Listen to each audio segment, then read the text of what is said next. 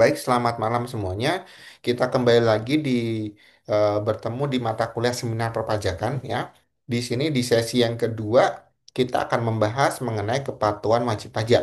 Nah, kepatuhan wajib pajak di sini dari salah satu topik yang saya dapatkan, kemudian saya share ke kalian. Di awal saya sudah minta untuk kalian membuat mind map. Ada beberapa yang sudah mengumpulkan. Nanti kita akan lihat satu persatu dari yang sudah mengumpulkan aja nanti gitu ya.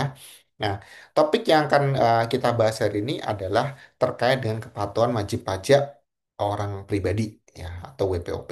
Nah, kenapa ini penting untuk mengawali? Karena wajib pajak yang paling mudah itu adalah dari WPOP yang pertama. Ya, kemudian apa yang kita perlu garis besari dari sini? Si peneliti menyatakan bahwa ini ada hubungannya dengan pendapatan dan juga persepsi dari si taxpayer atau wajib pajak itu sendiri. Lalu seperti apa gitu ya? Jadi kalau kita bicara mengenai taxpayer compliance atau kepatuhan wajib pajak, itu sasaran kita bukan pada pegawai tetap ya, seperti yang saya bilang minggu lalu gitu ya. Sasarannya siapa? Pasti pegawai yang tidak tetap atau pegawai yang punya kebebasan, misalkan freelance dan sebagainya yang harus melaporkan perpajakannya sendiri tanpa dipotong langsung dari si pemberi kerja. Itu yang akan menjadi beban beratnya dari si wajib pajak. Dan disitulah titik compliance yang seharusnya kalian cari gitu. Bukan sampelnya dikasih kepada karyawan gitu kan. Nah, dari beberapa uh, punya teman-teman kalian, saya lihat ada beberapa yang sudah ngumpulin, menarik sekali ya. Ini saya coba lihat satu persatu deh, coba lihat. Yang sudah ngumpulin aja dulu ya. Eh, Nah, ini saya nggak tahu ini dari siapa sih. Kalian kasih nama gitu di bawahnya sini gitu ya. Ini siapa nih yang sudah ngumpulin nih? Punya saya, Pak. Iya, siapa punya Viola ya? Iya. Kan kalian kasih nama ya. Mm-mm. Yang lain juga sama sih, nggak cuma Viola doang, yang lain juga sama. Maksudnya kasih aja nama di ujung mana ini kan masih ada space banyak ya, bolehlah dikasih gitu. Ini model seperti ini juga bagus. Artinya paling nggak list kalian bikin modelnya list gitu ya. Ada kan mahasiswa yang atau kita yang lebih mudah dapet insight-nya kalau modelnya list seperti ini. Ada juga yang seperti ini. Ini punya Agusto ada namanya dia. Eh, ini juga bagus. Kenapa? Karena mata kita itu akan lebih cepat menangkap dalam bentuk visual atau gambar dibandingkan dengan tulisan ya. Memang dia ada tulisannya, tapi orang akan lihat pertama adalah gambar dan warna. Itu yang paling bagus. Cuman memang dia kekurangannya tulisannya terlalu kecil gitu. Jadi kalau orang lihat sepertinya kayak lihat poster ya, Agusto ya. Sebenarnya mirip lebih poster, tapi apapun itu sampai kok. Pesannya itu sampai gitu. Pesan ini sampai dan isinya pun nanti akan kita bahas sama-sama gitu ya. Kemudian ini punya siapa nih? Ya, silahkan mengaku yang punya hasil ini. Siapa ini? Saya, Pak. Punya Abigail, iya. Ini juga oke. Nah, ini gambar dapet, warna dapet, tulisannya oke. Dapet ya, kelihatan gitu ya. Emang nggak terlalu detail, nggak apa-apa. Namanya poster juga akan detail kan gitu ya. Atau mind map itu juga akan detail gitu. Ini juga boleh. Ini punya siapa nih? Nggak ada namanya juga nih. Saya, Pak. Iya, silahkan mengaku dosa masing-masing ya. Ini juga sama, ini boleh lah. Intinya apapun karya kalian saya akui ini juga bagus ya. Artinya visualnya dapet, kemudian secara ini juga dapet, kemudian ada satu lagi yang pakai JPEG ya. Kan, tapi saya nggak bisa buka di sini. Cuman nggak apa-apa, saya akui bahwa kalian cukup kreatif ya. Nah, ke depannya menurut saya sih kita coba seperti itu aja ya. Lebih mudah pakai gambar kan dibandingkan kalian cuma tulis-tulis saja, pasti nggak akan berminat untuk kalian ngulangin lagi. Yakin lah gitu, percayalah gitu ya. Jadi menurut saya sih kalian dalam bentuk gambar yang cuma satu lembar, kalian simpan nanti ketika kalian ujian kan lebih gampang memahaminya. Oh, artikel ini ngomongnya ini ya ternyata gitu. Akan lebih mudah ya. Oke, saya akan coba bahas.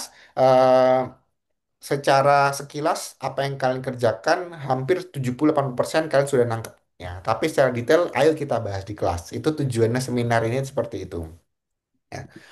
Nah, di sini kita ambil dulu kenapa penelitian ini penting. Yang pertama sekalipun dia dalam bahasa Inggris, penulisnya adalah orang Indonesia.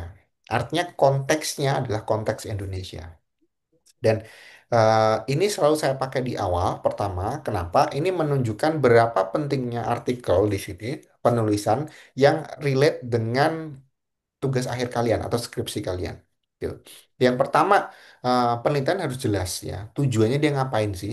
Tujuannya dia ada di abstraknya ya. Tujuannya determine what factors affect taxpayer compliance. Jadi dia pengen tahu faktor apa yang membuat wajib pajak itu bisa patuh. Apa yang dia teliti? Yang pertama adalah income. Kalau pendapatan gede, dia bayar pajak nggak? Gitu ya. Ada penalti, dia kena denda, dia bayar atau enggak? Makin patuh enggak? Justru kadang kita kena penalti, kita jadi males gitu kan. Tapi kalau dengan penalti kita jadi patuh, seperti gimana? Ada law enforcement enggak? Ada ketentuan hukum enggak? Jadi kalau enggak kena, enggak bayar pajak nih, kalian kena sanksi pidana enggak? Kena penjara enggak? Nah, itu kan pengaruh ya. Kalau misalkan bayar nggak bayar sama aja Pak, nggak kena sanksi ya, buat apa kita patuh kan gitu jadinya. Itu realistis kan gitu ya. Terus perlakuannya itu fair atau enggak? Atau karyawan dapat lebih ibaratnya dapat karpet merah gitu ya, lebih lebih mudah prosesnya dibandingkan yang freelance dan sebagainya gitu.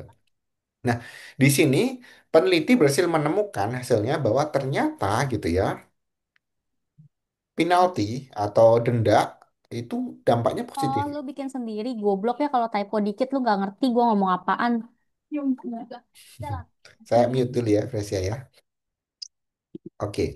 Nah, hasil pertama yang didapatkan oleh si peneliti adalah eh, penalti, ya. Penalti atau denda itu ternyata punya efek positif. Jadi kalau semakin besar denda yang dikenakan kepada wajib pajak, maka wajib pajak itu malah semakin patuh.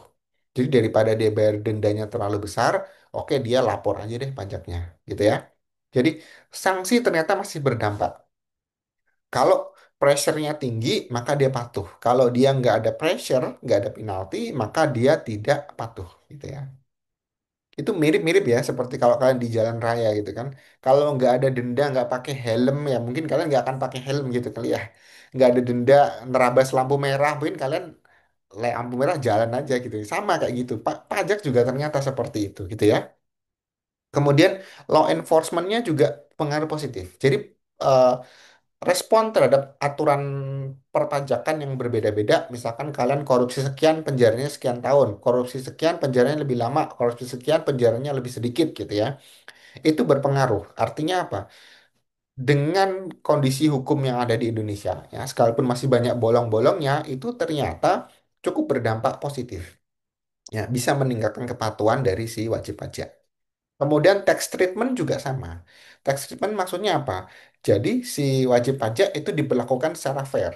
Ya, menurut sampelnya dia ya. Kan bisa jadi menurut kita nggak fair, menurut sampelnya ini fair. Tapi dari si respondennya para Maduhita dan Mustika Sari ini, mereka menjawab mereka fair, gitu ya.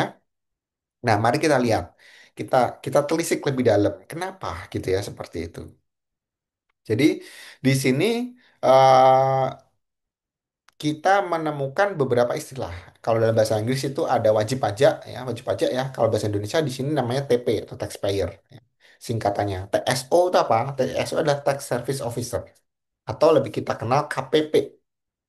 KPP. Ya. Kalau di Indonesia kalian kenal NPWP, pasti pernah dengar gitu ya.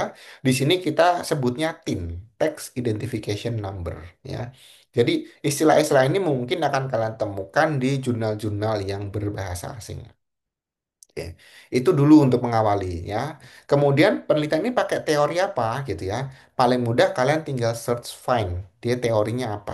Oh, ternyata muncul namanya teori atribusi. Ya. Ada tuh di sini kan. Teori atribusi ini dipropos oleh siapa? Marian Enzeli. Silahkan lihat di daftar pustakanya dia gitu ya. Attribution teori bilangnya apa sih?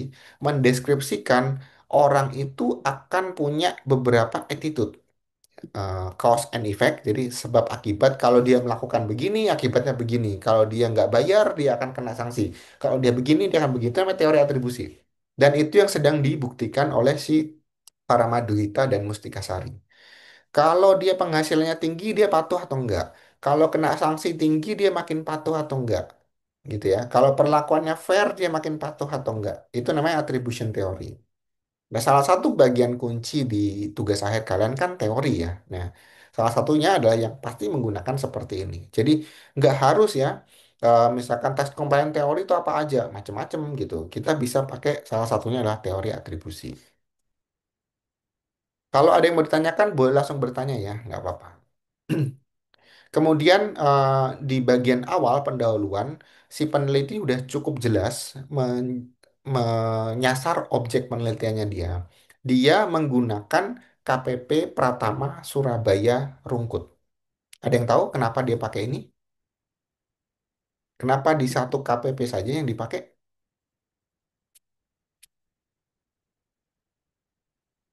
Ada yang bisa berpendapat? Hmm.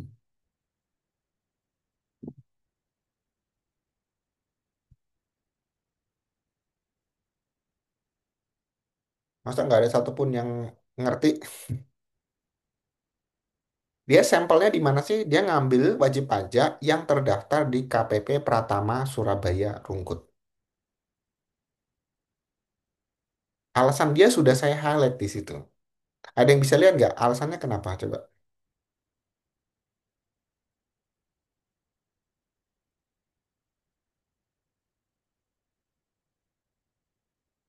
Ada yang bisa dapat idenya si peneliti ini apa sih?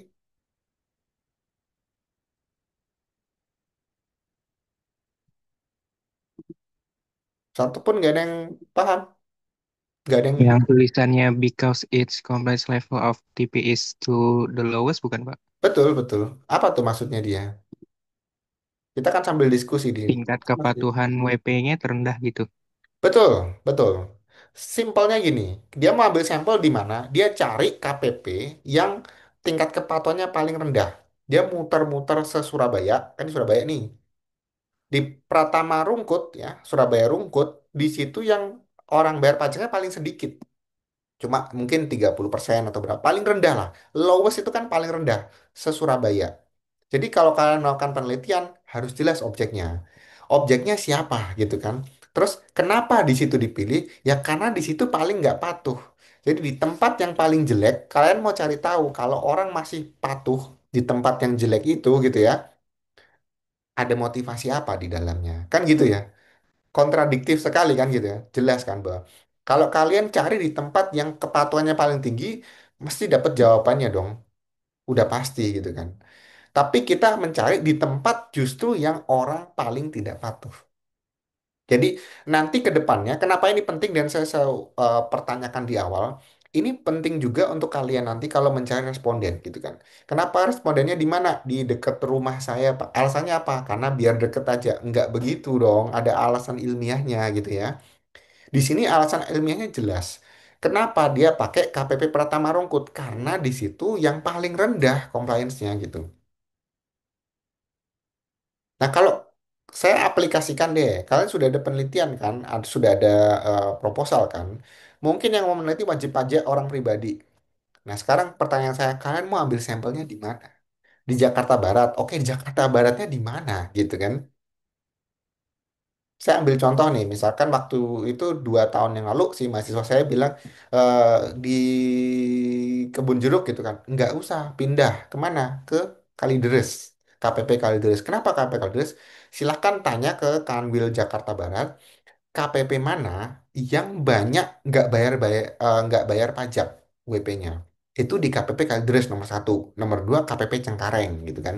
Nah kalau mau bikin penelitian di dua tempat itu dong harusnya gitu kan. Bukan pilih yang karena rumah saya di Meruya, saya pakai yang KPP Kebun Jeruk. Nggak begitu gitu. Jadi harus ada sesuatu yang reasonable.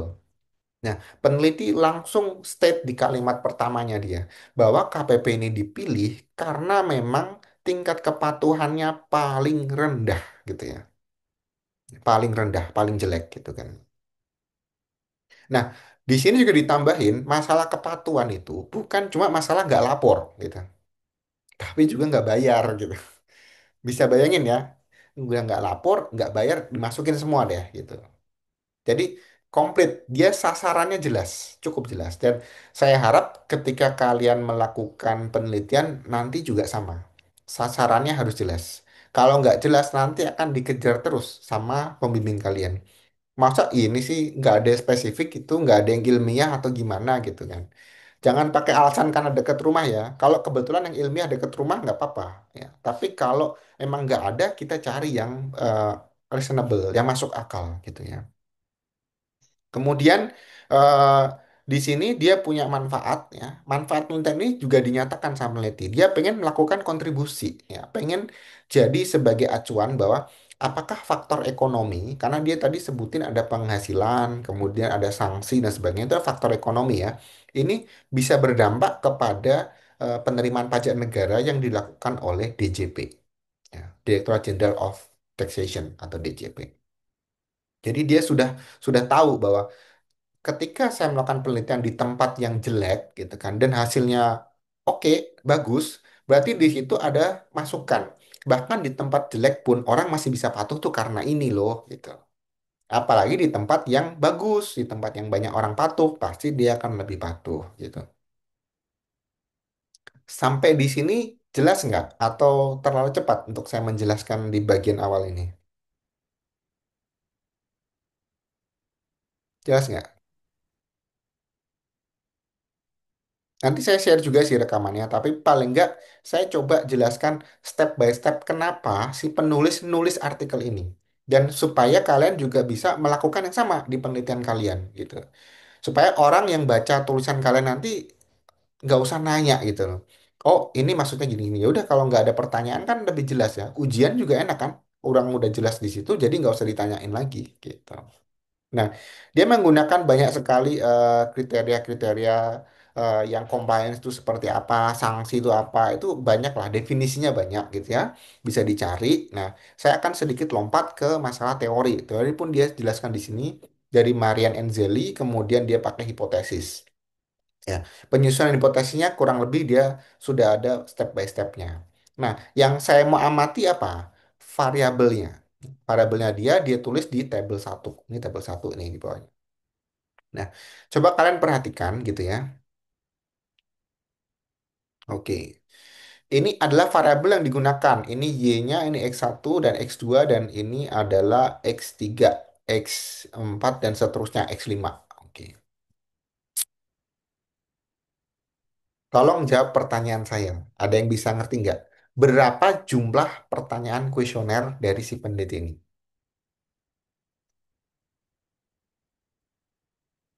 Siapa yang nangkep? Berapa jumlah pertanyaan kuesioner?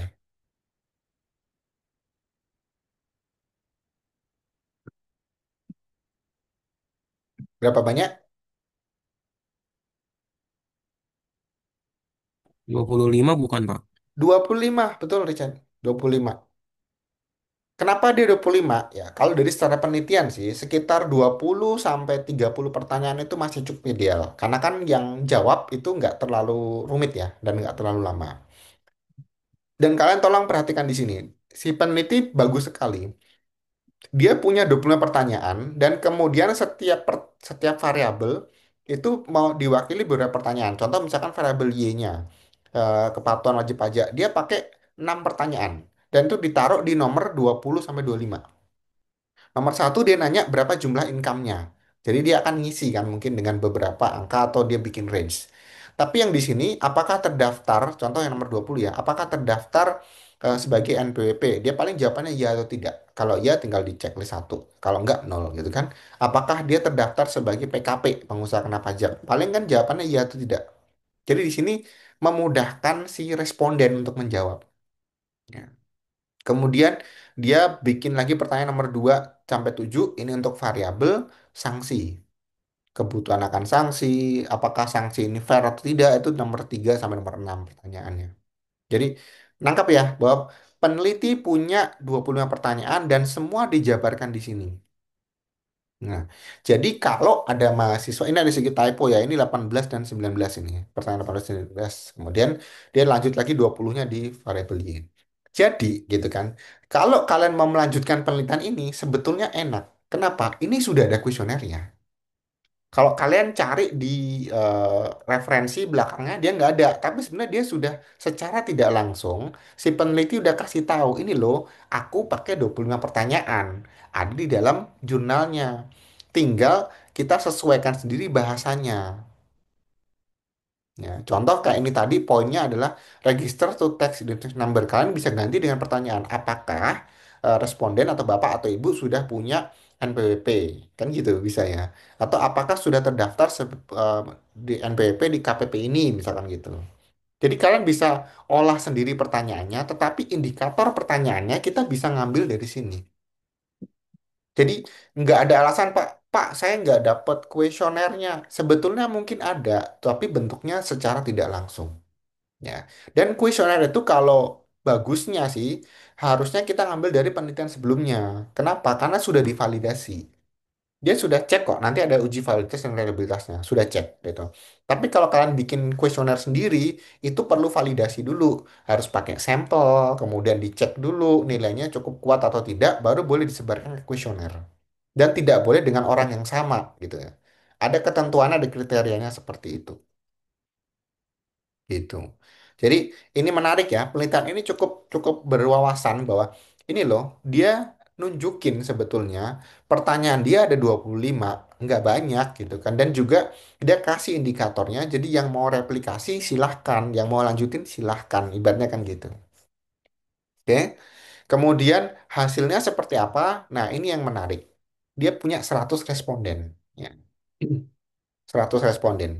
Ini yang di awal saya bilang, kalau kalian bicara mengenai kepatuhan wajib pajak, sampelnya harusnya mereka ini yang tidak punya pemberi kerja yang langsung memotong gajinya dia. Contohnya siapa? Wira swasta. Paling banyak ya wira swasta. Nomor dua siapa? Akuntan. Akuntan publik itu kan kita kerjanya base income ya. Jadi misalkan ada project dapat, kalau nggak dapat ya nggak ada potongan. Biasanya karena PPh tiga mereka, bukan PPh satu. Konsultan. Jadi yang bukan punya pekerjaan tetap kayak karyawan yang otomatis langsung potong pajak, itu mah 100% patuh. Yakin lah. Itu 100% patuh. Karena kalian terima gaji udah net. Mereka ini yang enggak gitu loh. Lawyer ya, pengacara, arsitek, kemudian notaris ya, kemudian dokter. Dokter itu juga sama gitu. Jadi sampelnya orang-orang seperti ini. Jadi ini sudah bisa membuka gambaran kalian buat kalian yang punya penelitian wajib pajak orang pribadi ya. Wajib pajak orang pribadi dan temanya kepatuhan ya. Pertama, tentukan dulu subjekmu ada di mana lokasinya. Harus kasih alasan tepat kenapa kalian mau ngambil di situ. Dan yang kedua adalah siapa respondennya, perhatikan apakah itu cocok atau tidak karakteristiknya. Kalau isinya cuma karyawan aja, ya mohon maaf, itu 100% patuh gitu ya. Artinya kita nggak perlu bicara kepatuhan, yaitu udah pasti. Kita kalau mau seperti itu kita cari yang di luar daripada yang melaporkan kewajiban secara langsung. Nah, untuk hasil yang berikutnya kita lihat dari sebaran penghasilan ya. Penghasilannya minimum 3 juta, maksimum 300 juta. Rata-rata 34 juta. Ya kira-kira mungkin bisa nebak lah ya, yang gajinya 3 juta itu siapa sih? Bisa entrepreneur, bisa gitu ya. Tapi kalau gajinya 300 juta kira-kira siapa? Bisa tebak nggak? Kira-kira. Entrepreneur, konsultan, lawyer gitu ya, atau dokter mungkin. Dokter bisa nggak 300 juta sebulan? Mungkin ya, masih mungkin kalau dia spesialis ya, subspesialis gitu ya. Tapi kalau pengusaha bisa juga gitu. Sebentar ya.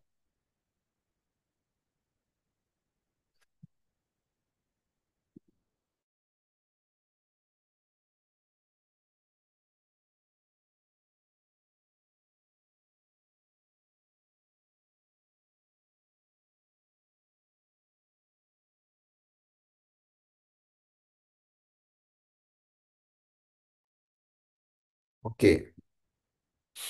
Nah, itu kita bisa lihat bahwa ternyata rentangnya jauh sekali ya. Kalau rata-rata 34 juta dan minimum 3 juta sama maksimum 300 juta, berarti mungkin ada satu atau dua orang aja yang dia dapat minimum, atau satu dua orang aja yang dia dapat maksimum, sisanya di tengah-tengah.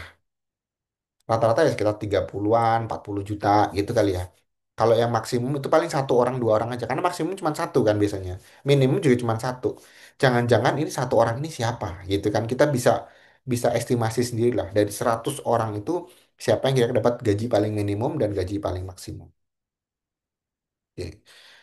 Dan peneliti melakukan validity dan reliability test. Di sini sudah dijelasin dan semuanya bagus. Artinya dia secara statistik terbukti. Nah, jadi kalau kalian mau pakai pertanyaan-pertanyaan dia harusnya sudah valid. Karena semuanya valid semua nih. Dari pertanyaan 1 sampai 6 untuk compliance valid, kemudian reliability-nya juga oke, kemudian yang lain-lain juga oke. Gitu. Nah, dari hasil ini ketemu ya, semuanya positif gitu kan. Tetapi yang signifikan cuma ada 3. Yang pertama adalah sanksi, ini signifikan. Ya, di sini di bawah 0,05.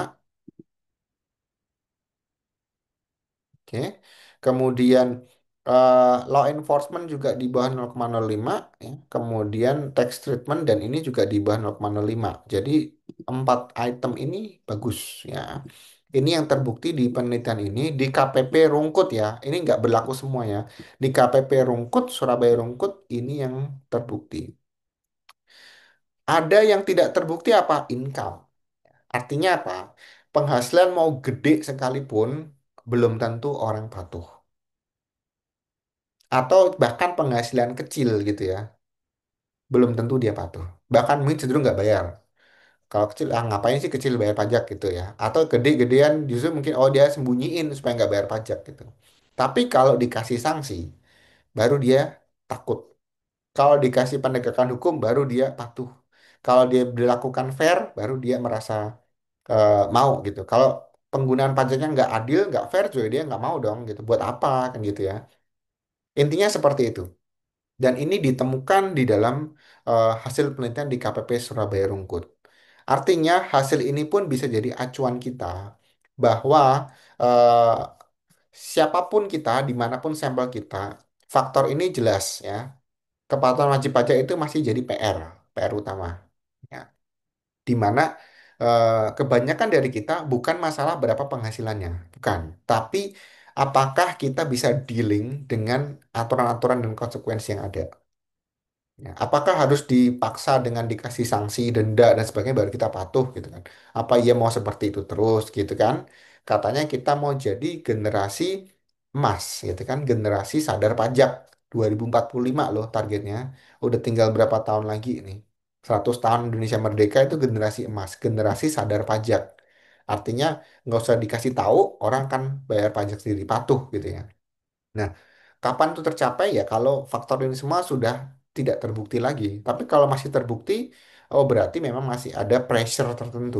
Ada faktor tertentu yang menyebabkan orang menjadi tidak patuh gitu. Saya rasa itu ya untuk penjelasan artikel yang pertama ya. Adakah yang mau didiskusikan dari artikel yang pertama? Atau ada yang belum nangkep tuh isinya artikel? Nggak apa-apa, kita kan belajar sama-sama di sini.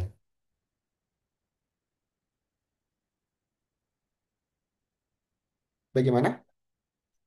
Masih nggak ngerti, Pak. Hah? Kenapa? Masih belum ngerti? Ya, eh, itu artikel yang masih agak mudah ya. Jadi silakan dibaca lagi. Saya kasih masih ada kesempatan kan, masih ada waktu kan untuk kalian coba bikin dan submit ya sampai hari ini selesai lah. Masih ada waktu. Silakan yang belum submit submit. Kemudian kalau masih belum paham ya eh, minggu depan gitu. Tanya dulu sama yang sudah submit tadi. Jadi supaya tahu eh, gimana sih gitu. Nggak peduli salah atau benar nggak masalah. Nanti kita kan diskusi sama-sama. Ini menurut point of view saya seperti ini gitu kan. Ada yang mungkin mau ditambahin dari kalian boleh gitu. Atau kalian menemukan insight yang berbeda dari kalian membaca artikel, silahkan. Jadi kita diskusikan sama-sama di kelas ya. Tujuan mata kuliah seminar adalah kita berdiskusi bersama dan kalau ada yang cocok atau sama seperti topik kalian, itu boleh kita langsung diskusikan bareng di kelas gitu. Nah, saya nggak tahu apakah ada yang sama topiknya seperti ini, mau meneliti kepatuhan juga, pakai subjek pajaknya juga sama, tapi mungkin ya saya belum menemukan KPP-nya apa, atau saya belum menemukan kuesionernya apa, kita bisa diskusi terkait dengan artikel yang pertama ini. Itu tujuannya seperti itu. Dan artikel ini boleh kalian pakai sebagai referensi untuk tugas akhir kalian. skripsi kalian. Gitu. Ada yang mau kita diskusikan?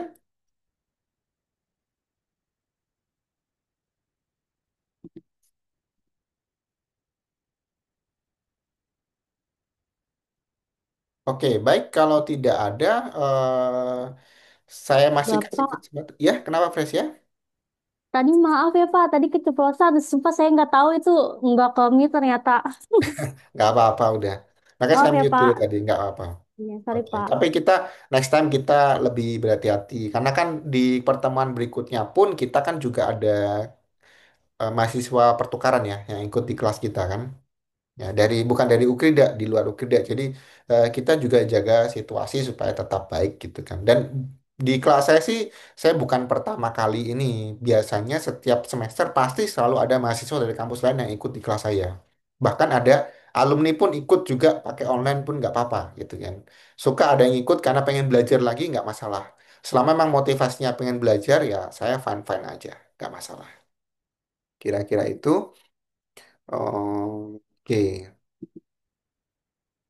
Ada pertanyaan dari Angel Rebecca. Kepatuhan wajib pajak yang berdiri, tapi kan tunjuk penelitian lulusan akuntansi jadi ganti. Oke, nggak apa-apa sih, nggak apa-apa. Kan itu sesuai dengan kepentingan prodi ya, gitu ya. Oke, kalau nggak ada yang mau ditanyakan, saya mengucapkan terima kasih sudah join di sesi kita. Nggak akan lama kan? Kalau mata kuliah sebenarnya itu nggak lama. Kalau nggak didiskusikan ya sudah selesai kan gitu. Kalau didiskusikan berarti kita panjang. Tapi kalau nggak ada diskusi ya udah selesai. Kan mata kuliah seminar. Ya, seminar seperti itu. Jadi satu artikel kita bahas, sudah paham semua ya sudah selesai. Kita nggak ada topik lain kecuali kita ganti topik di pertemuan berikutnya gitu. Oke, saya rasa akhiri dulu pertemuan kita malam hari ini. Terima kasih sudah datang. Kita akan lanjut lagi ya di minggu depan. Jangan lupa nanti kalian baca dulu artikel yang untuk topik minggu depan. Kemudian nanti mungkin H-2 atau H-1 saya akan pasang untuk tempat submitnya dan kalian boleh mulai submit sampai di hari perkuliahan. Kalau yang nggak ngerti baru pahamnya di sesi kuliah ya nggak apa-apa. Di sisa waktu yang ada sekarang silakan kalian bikin mind mapnya tidak harus sebagus mungkin kayak apa. Yang penting saya ngerti bahwa kalian mulai memahami konteks dari artikel yang sedang kita bicarakan. Kira-kira seperti itu. Oke? Terima kasih semuanya. Sebentar saya screenshot dulu.